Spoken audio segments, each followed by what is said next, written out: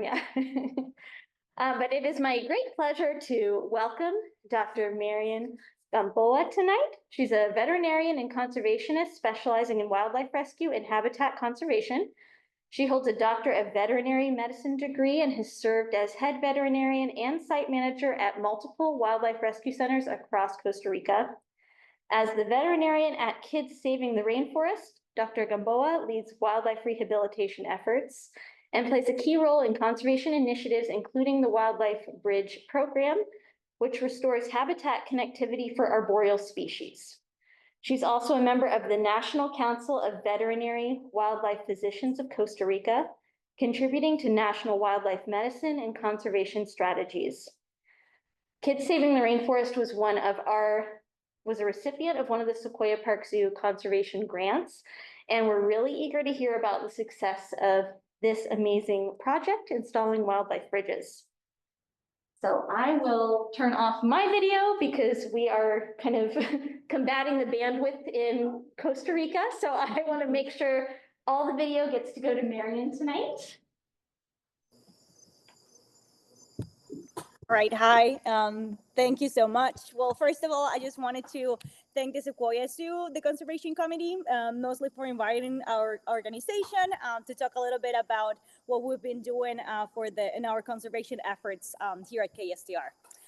My name is Marian Gamoa. I am from Costa Rica, born and raised, and right now I am the veterinary director from Kids Saving the Rainforest. I'm going to go ahead and share my screen. And I'm probably going to turn off my camera just so I make sure that you guys I don't break up a little bit. Let's see.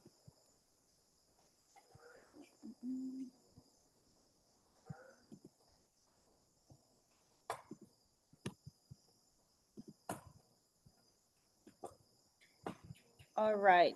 Do you guys see it fine? Yeah, you're looking good. Perfect. Thank you so much.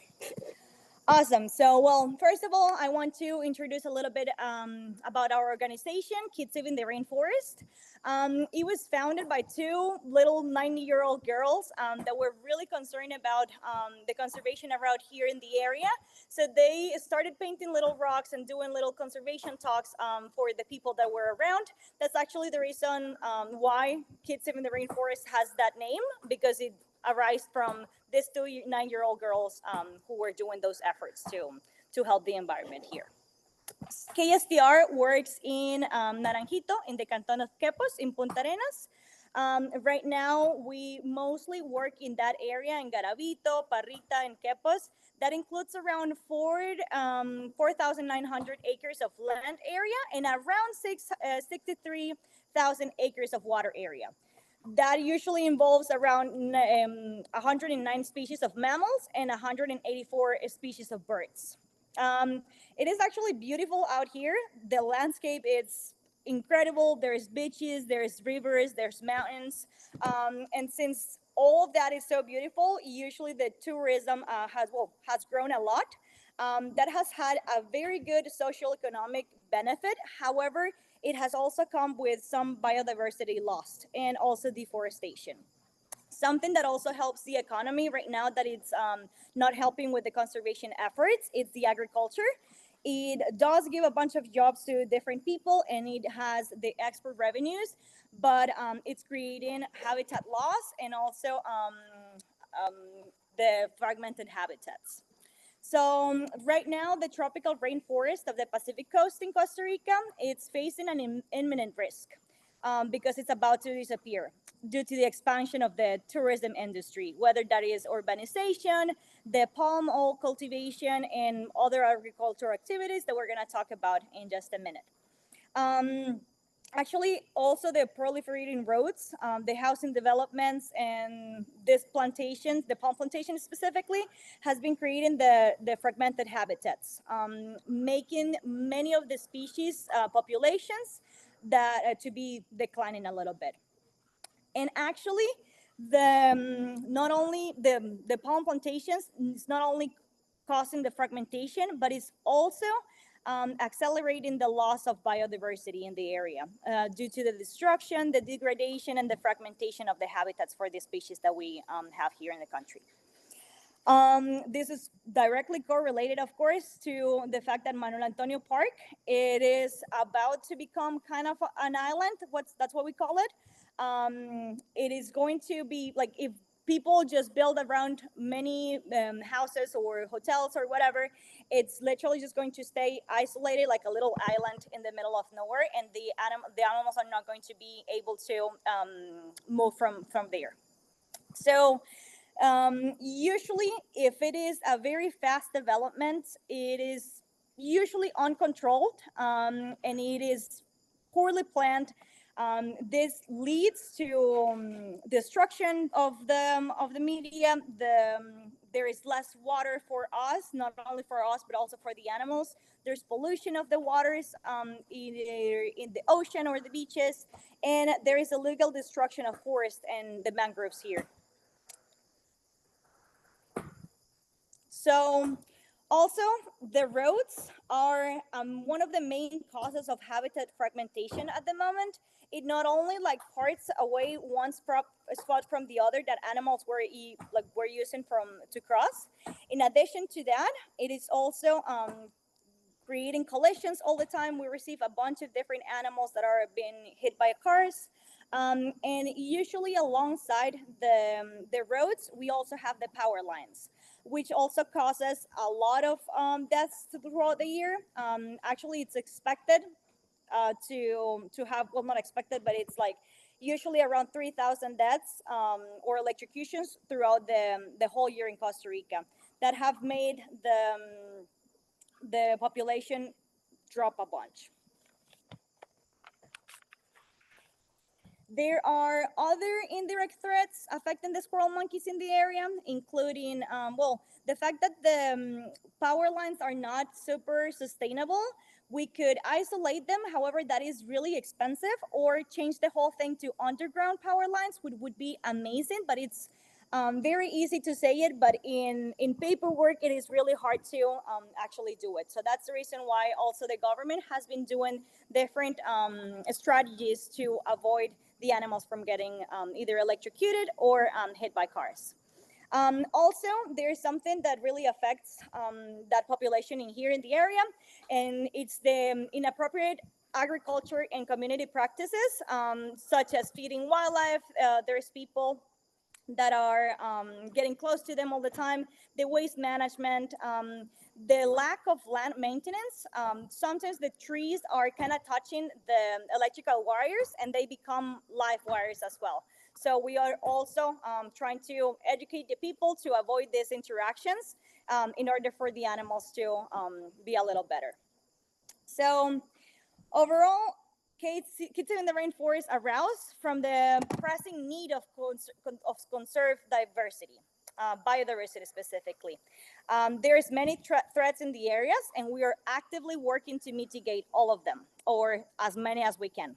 The foundation for what we do, or the working strategy that we try to aim, it's implemented to restore the tropical rainforest ecosystem, and with that, of course, to help the biodiversity of the endangered Central American squirrel monkey. The pillars of the working strategy that we have are, first of all, well, the rescue center, where we receive many animals that have been electrocuted, mostly squirrel monkeys usually. So we work specifically with those. And then we also have the wildlife sanctuary, where we sustain the ex-situ populations. We educate visitors with this. And also, it is helping us a lot with the conservation, to found the conservation strategies that we have. So it's a win-win situation. We also have programs for research and monitoring the animals that we release, and not only that, but we also assign some interns that we have to also monitor the bridges that we have. We also have an education program, a reforestation program, because it's not only about putting a bunch of bridges, but it's also about reforestating the habitat for the animals that we receive. And of course, the Wildlife Bridge Program, which I'm going to talk about in just a minute. Well, first of all, I do want to introduce the species of our target right now, which is the Central American squirrel monkey. The species is called Cymideo esterdi. The squirrel monkey is one of the species that is very affected by the rapid development in the area, mostly in the Pacific coast of Costa Rica. Their distribution is kind of very interesting because it's very marked. They're all of them in the Pacific coast of Panama and Costa Rica.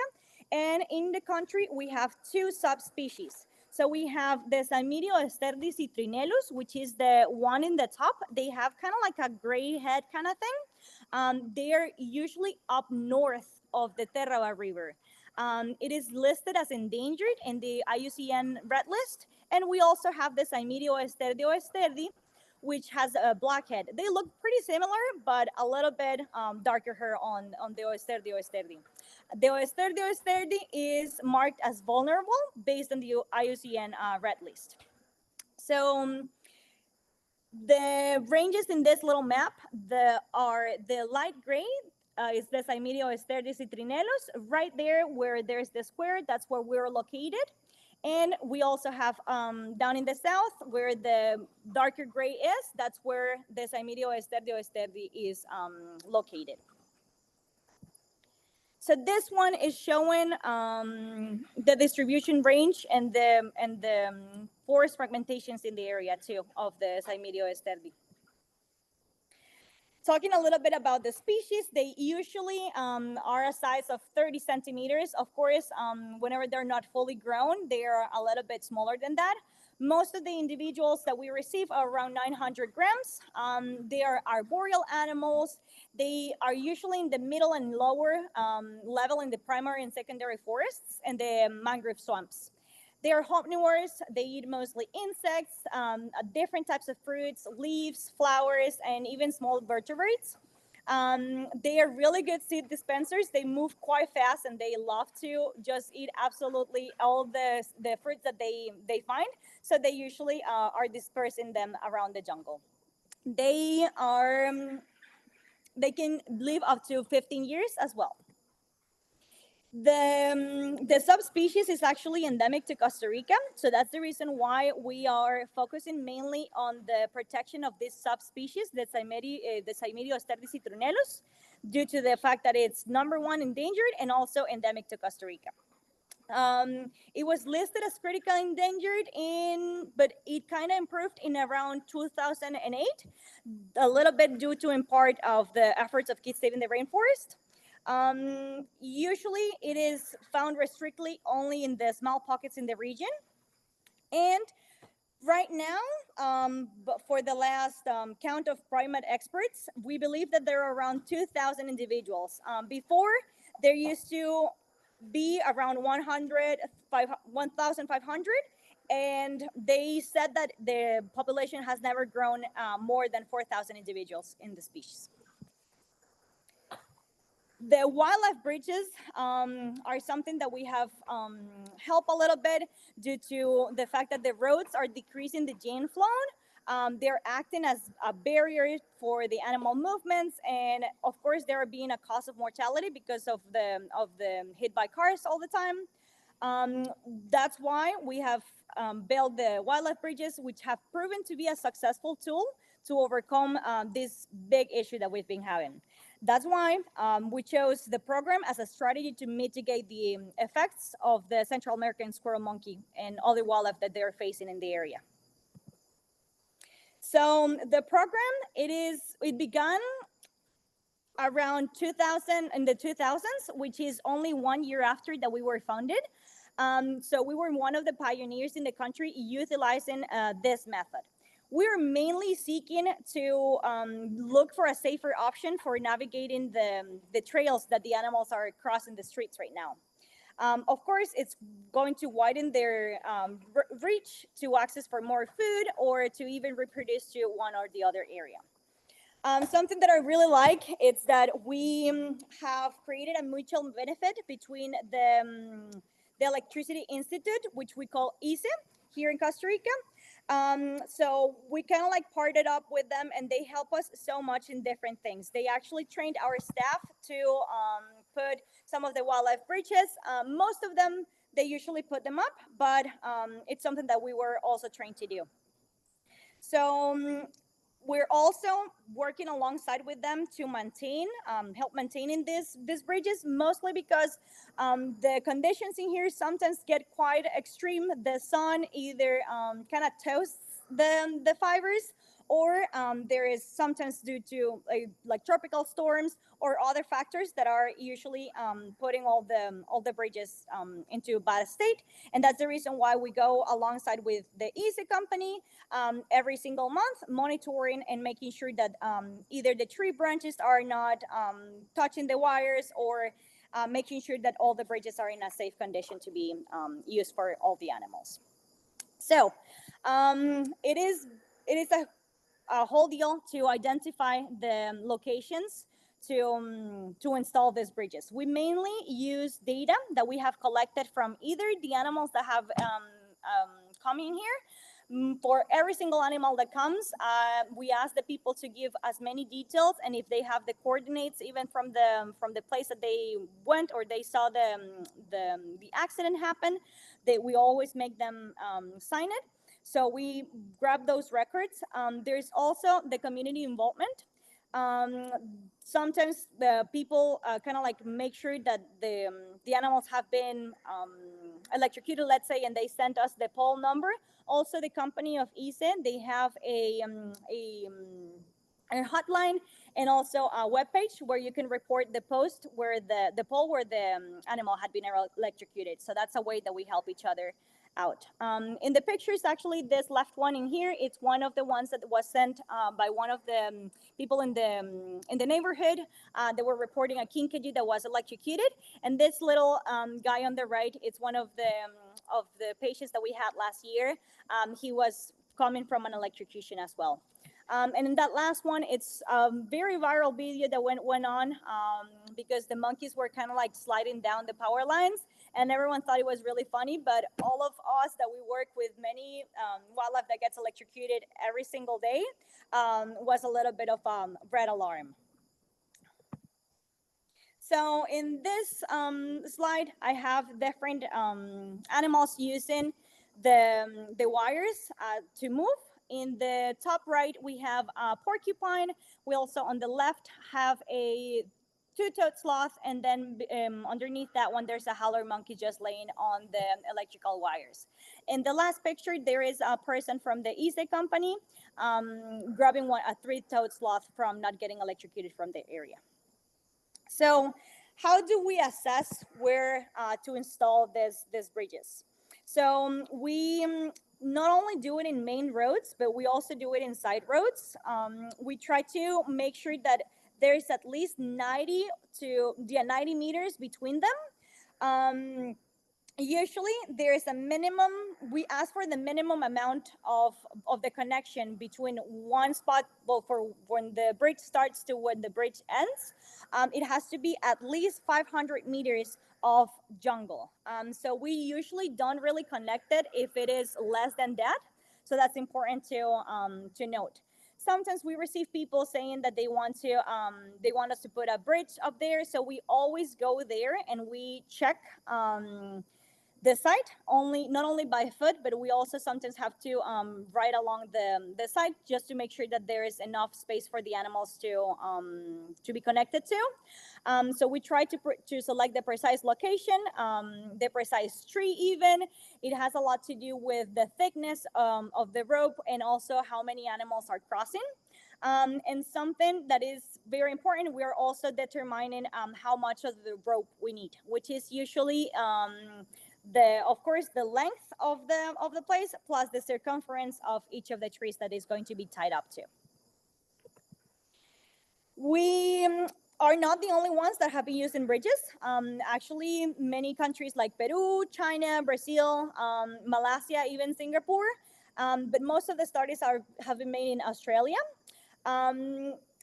Over 10 arboreal bridge designs have been made and many variants have been going on.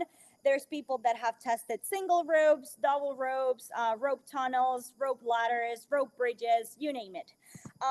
But a study made in Costa Rica, actually in the south of the country a few years ago, showed that the single rope one was the one that required the least time for construction, the least people to do, the least installation time, and it was the least expensive. So that's the reason why we chose that one rope bridge design, based on all that previous story, and also in the previous studies of the that it has actually worked on the animals. We usually choose a blue rope.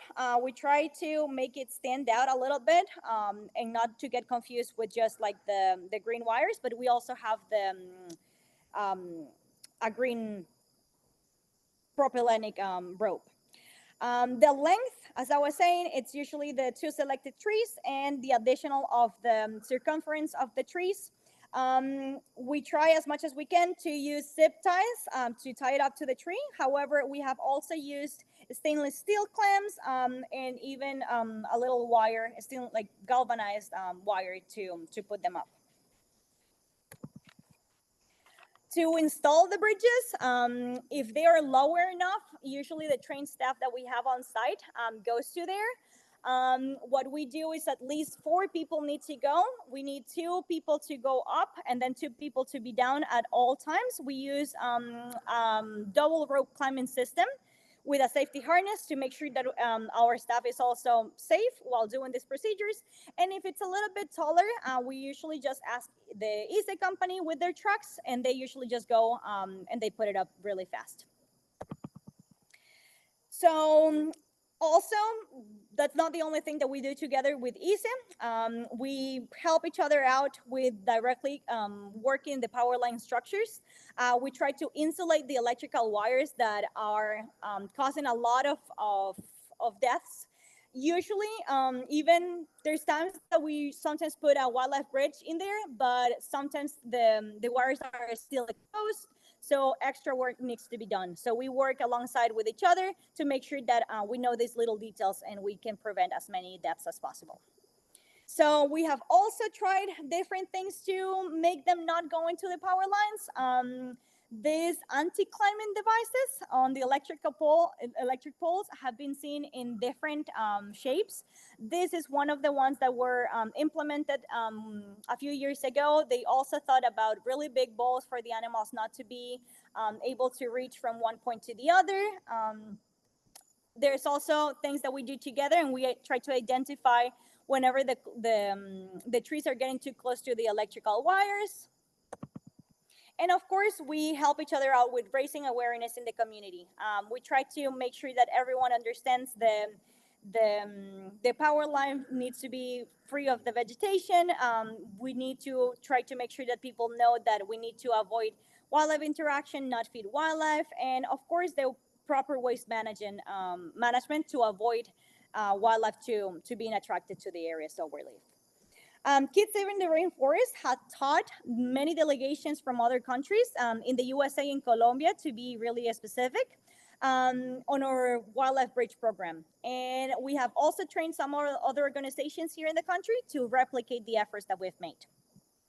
Since the 2000s, we have placed over 170 bridges between KSTR and ESA. We lost around 28 of them due to human interactions, but we try to maintain at least 142 monthly. From 23 to 24, we installed 10 new bridges, and we had to replace 5 of them. And then from 2024 to right now, we installed 2 bridges, and then 4 bridges had to be replaced. The goal is that by this October, we will put up 9 more bridges to install and maintain. And the annual goal is usually to put 10 wildlife bridges per year, and to at least maintain at least 5, or to change them if they need to be changed. This shows the GPS locations for the wildlife bridges that we've put. And actually, this is not completely updated, and I apologize for that, but I'm missing the GPS locations for 25 more bridges in this one. So picture this with 25 more in there. There was study made in 2012 with different camera traps to see if the wildlife bridges were actually being used. And we saw a bunch of squirrel monkeys, white-faced monkeys, the 2 and 3 finger sloth, howler monkeys, squirrels, kinkajous, porcupines, woolly possums, common possums, tamanduas, raccoons, white-nosed coatis, which is interesting. Even iguanas and snake has been seen using these bridges. So here is a couple of different squirrel monkeys using the bridges. We have also capuchins, and on the right side, we have the howler monkeys using them as well. This one on the left, it's a mom with the baby sloth using the bridge. And then on the right side, we also have an anteater using one of our bridges. On the left side, we can see a kinkajou using them. And on the right side, we have this porcupine. This is one of the squirrels in the area, which are black. And then on the right side, we have a kinkajou plus a sloth using the bridge at the same time. On the left side in here, I have a woolly possum. And then on the right side, we have common possum, which is the Delphis marsupialis here, using also the bridges.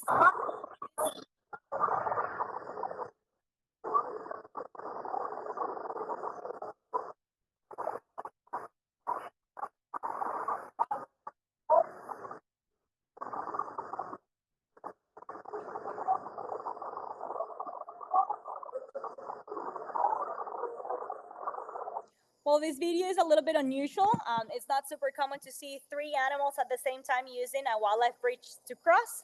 But we were really excited to receive this one. There was 2 sloths, 2 two-toed sloths, and 1 kinkajou using that same wildlife bridge.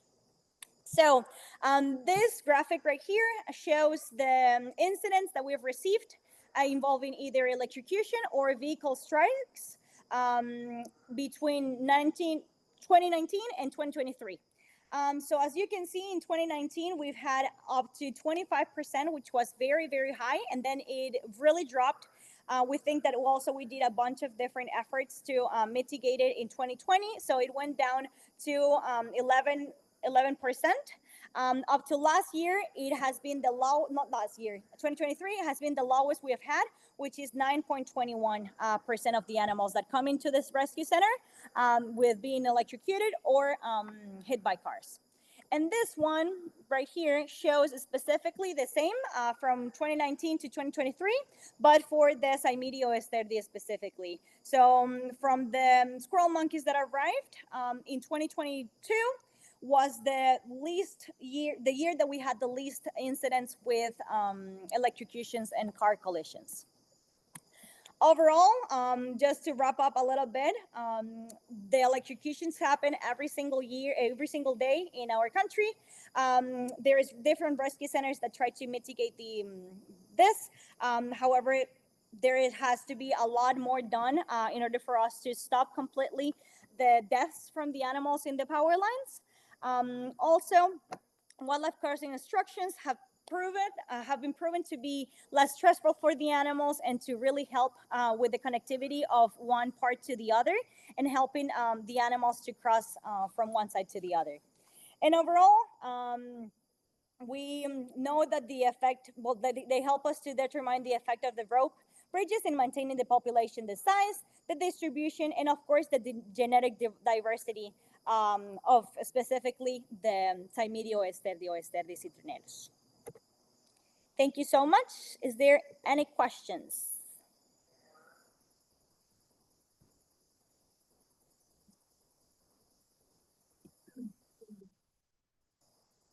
Oh, thank you. That was wonderful. We had a lot of clapping before we turned our audio on. Yeah, that was fascinating. And we definitely loved the video example where we got to see the traffic jam on the line. Everyone crazy when that happens.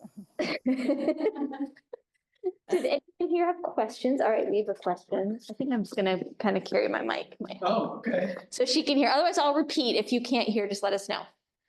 I was lucky enough to Costa Rica, and I wonder how much of your economy is dependent on tourism for this kind of wildlife viewing.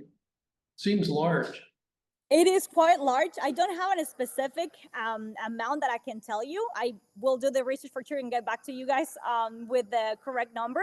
However, there is a bunch of growth in the tourism side. As I was saying, we even have 22 rescue centers in Costa Rica, which is, I mean, we're a pretty small country. But even though there is a lot of people trying to do conservation efforts to save wildlife around the country. Yeah, good for you. Good for all of us. Yeah. Lucky enough. Yeah. Any questions here? I can check online and see if we've got some questions in the chat.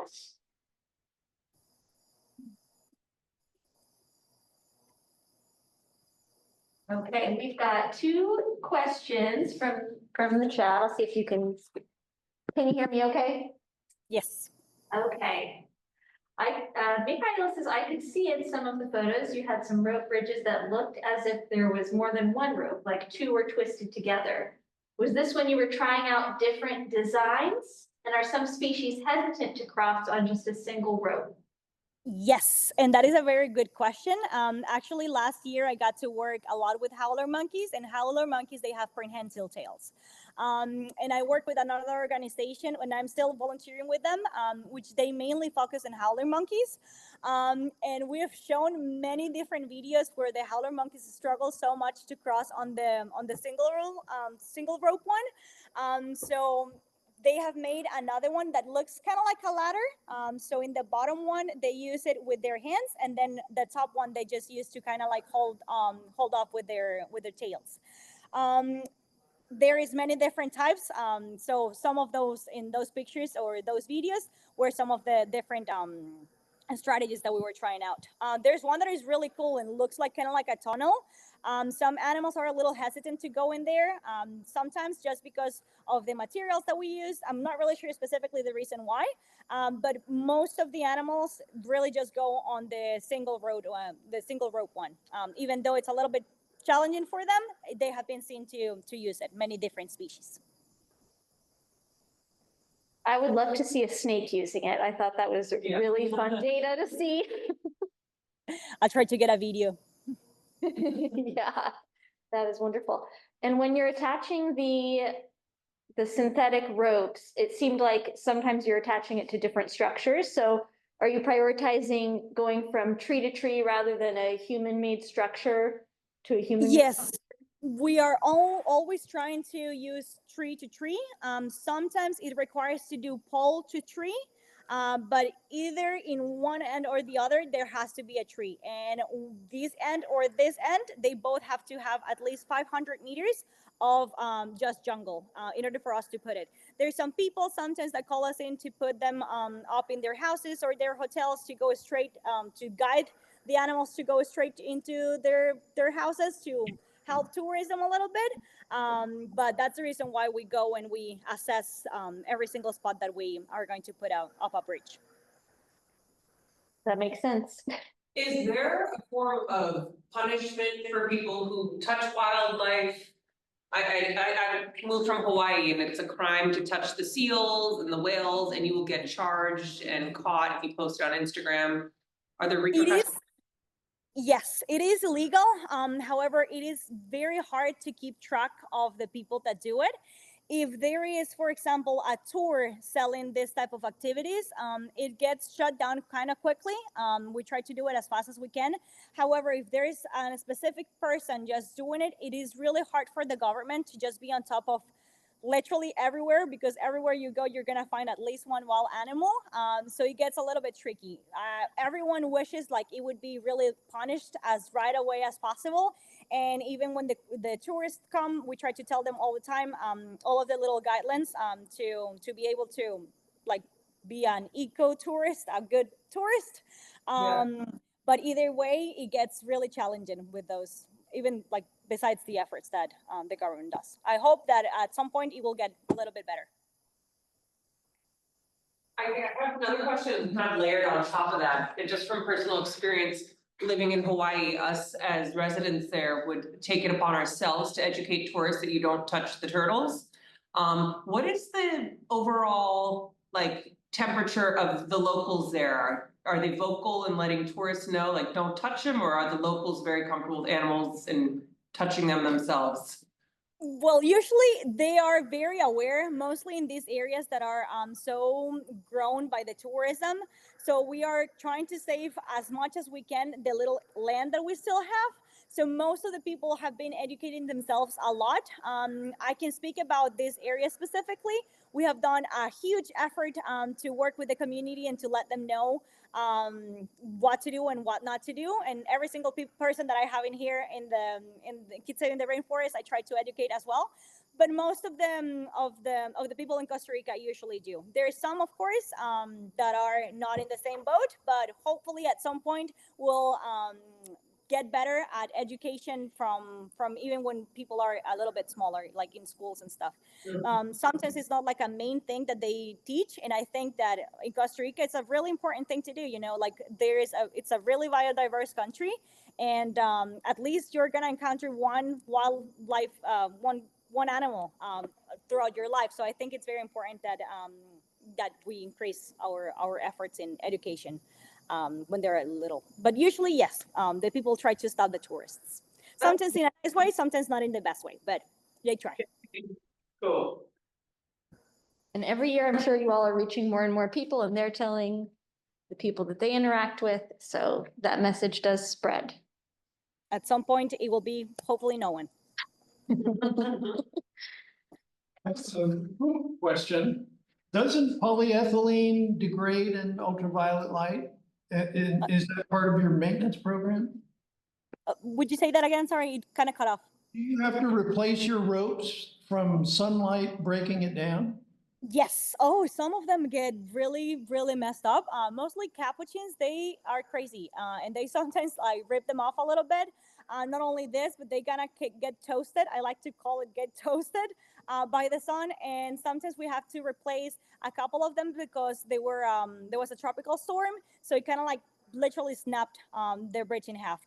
So when we see that it's already becoming a little bit loose, the different strings, we put attention to it because that's when the capuchins start to mess up with it. So we usually tell ISE to be monitoring it as much as they can whenever they do their rounds.